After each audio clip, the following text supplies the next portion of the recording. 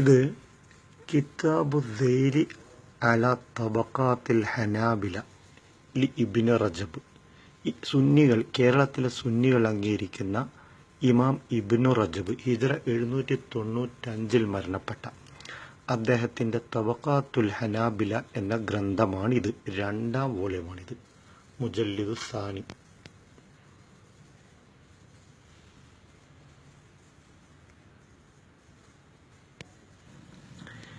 ഞാൻ ഇമാം ഇബ്നു ഹജറിൽ അസ്കലാനിയുടെ അദ്ദുററുൽ കാമിനയിൽ ദഹബി ഇമാം സുബുക്കിക്ക് ഒരു കത്തെഴുതിയെന്നും ആ കത്തിന് മറുപടിയായി സുബുക്കി ദഹബിക്ക് അയച്ച എഴുത്തിൽ ഇബ്നു തൈമിയെ പുകഴ്ത്തി ജവാബ് പറഞ്ഞു എന്നും ഞാൻ വായിച്ചിരുന്നു ഒരു ക്ലിപ്പിൽ. ഇത് കേട്ട ഒരു മുസല്യാർ പറഞ്ഞത് ഒരു വാട്സപ്പ് ഗ്രൂപ്പിൽ ഫഅജാബഹു എന്ന് പറഞ്ഞാൽ ദഹബി തന്നെ സുബുക്കിക്ക് മറുപടി കൊടുത്തു എന്നാണ്. അത് സുബുക്കിയുടെ മദ്ഹ് വാചകങ്ങളല്ല വന്നിരിക്കുന്നത്, ദഹബിയുടെ മദ്ഹ് വാചകങ്ങളാണെന്നാണ്. അതിൽ സുബുക്കിയുടെ വാചകമേ അല്ല, സുബുക്കിയല്ല എഴുതിയത്.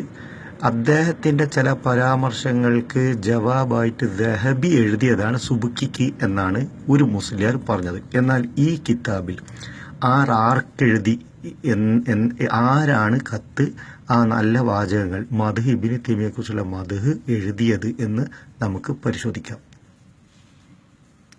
ഇത് പേജ് 392.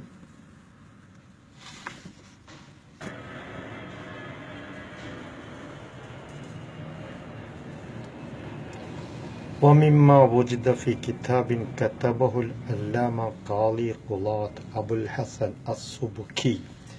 നമുക്ക് ലഭിക്കപ്പെട്ട ഒരു എഴുത്ത്, ആ എഴുത്ത് എഴുതിയത് ഖാദി ഖുളാത്ത് അബുൽ ഹസൻ അസ്സുബുക്കി. ആർക്ക്? ഇലൽ ഹാഫിദ് അബി അബ്ദില്ല അദ്ദഹബി ഫി അംരി ഷെയ്ഖ് തഖിയുദ്ദീനിൽ മദ്കൂർ. പറയപ്പെട്ട തഖിയുദ്ദീനായ, അതായത് ഈ പറയപ്പെട്ടത് ആരാണ്? ഇത് ഇമാം ഇബ്നു തൈമിയുടെ ചരിത്രം പറയുന്നിടത്താണ്. ദഹബിക്ക് ഇമാം സുബുക്കി എഴുതിയ കത്ത്, ആ കത്തിൽ പറയുന്നത് കണ്ട, അമ്മ ഖൗലു സയ്യിദി എന്ന് പറഞ്ഞുകൊണ്ട്. അപ്പോൾ ആരുടെ വാക്കാണത്? കത്തബഹുൽ അല്ലാമ ഖാദി ഖുളാത്ത് അബുൽ ഹസൻ അസ്സുബുക്കി. കണ്ടില്ലേ?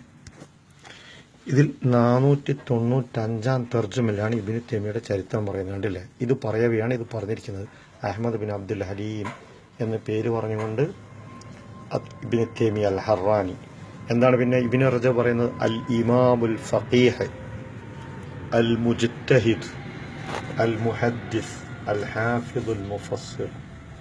കണ്ടില്ലേ? തഖിയുദ്ദീൻ അബുൽ അബ്ബാസ് ഷെയ്ഖുൽ ഇസ്ലാം. എന്നാണ് ഇമാം എന്ന് ഇവിടെ പറഞ്ഞു, ഷെയ്ഖുൽ ഇസ്ലാം എന്ന് പറഞ്ഞു, മുജ്തഹിദ് എന്ന് പറഞ്ഞു, മുഹദ്ദിസ് എന്ന് പറഞ്ഞു. കണ്ടില്ലേ?